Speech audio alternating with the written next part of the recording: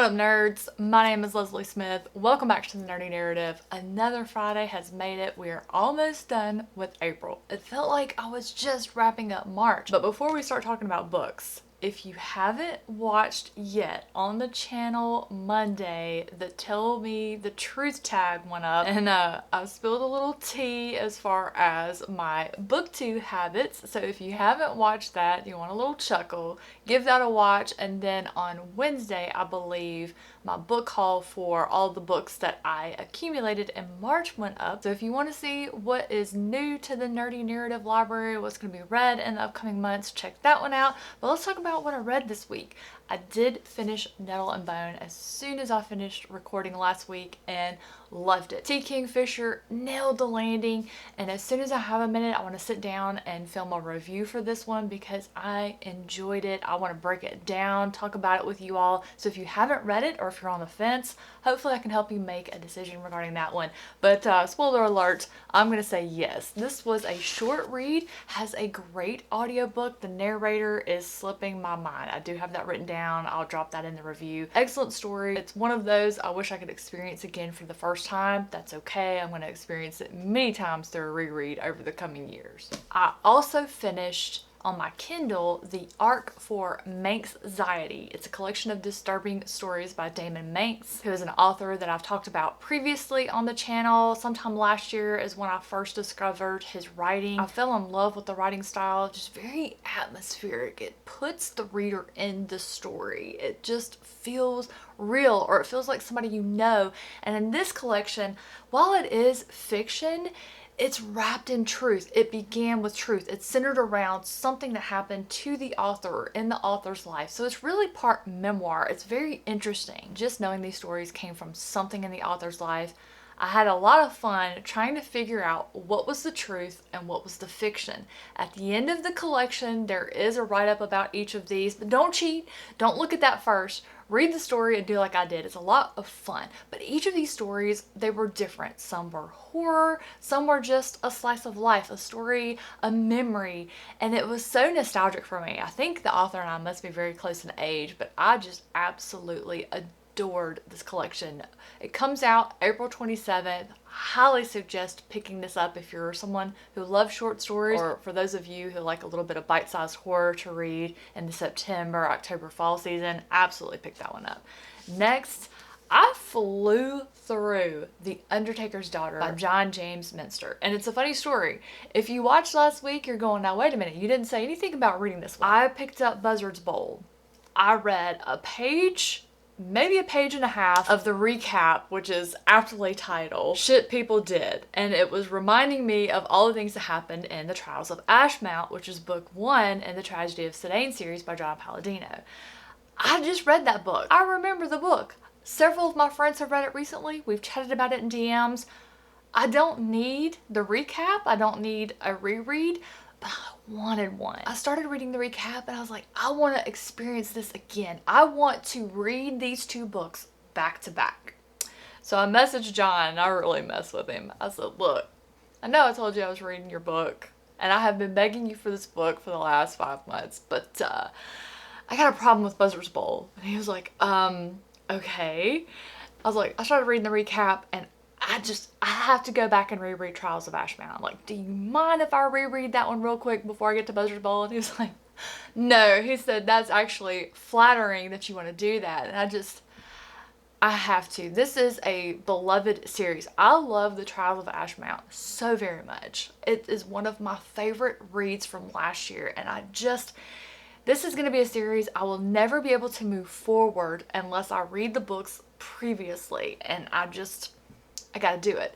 So instead, I decided to go ahead and knock out a few of my review reads since I was going to be adding another book, and this is one of them, and I loved it. It was funny because at the start, the first few chapters were a little chopped. How I sort of visualized the beginning. We're meeting a bunch of our characters. They're all different characters at different places. And it felt like if you found a box of old films and you put them on a projector and you had this one big story that's told by different people, and it's like somebody took and like cut up the different splices of film to put to put the story in chronological order for whoever would be watching the movie, or in this case, reading the book. And when I put it that way, I was like, okay, this makes sense. We're just getting the blocks of, okay, here's where we're going to start with each of these different characters, and it does form a bigger picture. And before I knew it, I read 100 pages. I had not moved. It's an incredible story. It has a lot of my buzzwords in it. There was even a little sneaky character in there that I had no idea was going to be in there that I absolutely loved. I love this type of character. If I see these two words in a book description, I'm automatically wanting to read it. I had no idea there was going to be one in here, so that was a delightful surprise. If you have a content warning you look out for, I can almost guarantee it's in here. It gets a little excessive towards the end, but if you're a horror reader who loves to see all of the action on the page, this one is for you. I really enjoyed it. Even though I thought it got a little excessive, I was like going, oh my goodness, okay, I got the idea. Let's let some of this happen off the page. I still had a great time with it. I love religion and horror. Most of the time, it seems that the religion and horror is Catholicism. And in this one, the religious horror steeps around a ritual, a Jewish ritual, and I loved it. Our main character, Anna, is a Christian. She is the daughter of an undertaker. She grew up in a funeral home. That is where the majority of this story takes place. Her best friend, Naomi, is a Jew. And what I love about these two best friends is they can talk about their religion with one another in conversation. They don't try to convert each other. They don't try to say, no, you're wrong, I'm right. They just talk about their faith with one another. They live their faith and they allow each other to do so. I just thought that was an amazing choice by the author. I thought it was beautiful. I loved it. I wish that was how the world could be. These two friends were able to do it. Why can't family members do it? I digress. If you love religious horror, if you love really graphic horror, if you're a Brian Boyer fan, you're gonna love this one. I moved forward a little bit with my Dresden Files reread. I read the short story Vignette out of Side Job, which was next in my journey after reading Death Mask. There's really nothing to that little short story. It was written sort of as an advertisement for the Dresden Files series. Did I learn anything new? No. Did I read it? Yeah. I believe that wraps up everything that I completed. What am I still working on? The Shadow Rising. I am a little over 60% of the way through this one, and it's really getting good. I forgot how much good information that we're getting in. I don't want to say, in case you haven't read The Shadow Rising yet, it would be a bit of a spoiler because it's so hard. While Jordan's writing has a couple of characteristics that get on my nerves, his storytelling just far outweighs just the intricate. There's just no other series that I have read that just built out an entire world. Its history, its future, the prophecies, the magic, the different types of people that populate it. Every time I read this series, I'm just in awe of what this author is able to do, and I mourn that we do not have more books to read by him. So needless to say, the reread is going very, very well. I also picked up Beyond the Black Gate by Joseph Sale. I am almost done. I'm just floored. There's a character that is in this book, and I will not name the character because I know there's a lot of people reading this series right now. I'm talking to a lot of people about it, and I do not want to ruin it for those people that may be watching. But there's a character in this one, and I thought some kind of way about this character, and just their development, their arc over this book had me in tears last night because I've completely changed how I felt about the character. It's completely changed my heart, and I fought it. I was reading it and I was like, Joseph Sell, you are not going to make me change my mind about this character. This character does not deserve a redemption arc, and I fought it, and I've lost that battle. The way that you meet these characters at the point of life that they're in, you get their history, how they got there, and then how something can happen to change them, whether it be for good or evil. It's just, I cannot believe what I have been put through reading this series, and I can't believe it. I'm about done with book 5. There's only one book left, and I am upset. I don't want to read the last book. I don't want to do it. I don't want to come to a close. I'm not ready, but I told you guys I was going to review that series, and I'm going to do it. but I'm probably going to put it off. I'm going to read it for the month of May, and I'm probably going to make it my very last read because I don't want to see it come to a close. I do, but I don't. It's a struggle.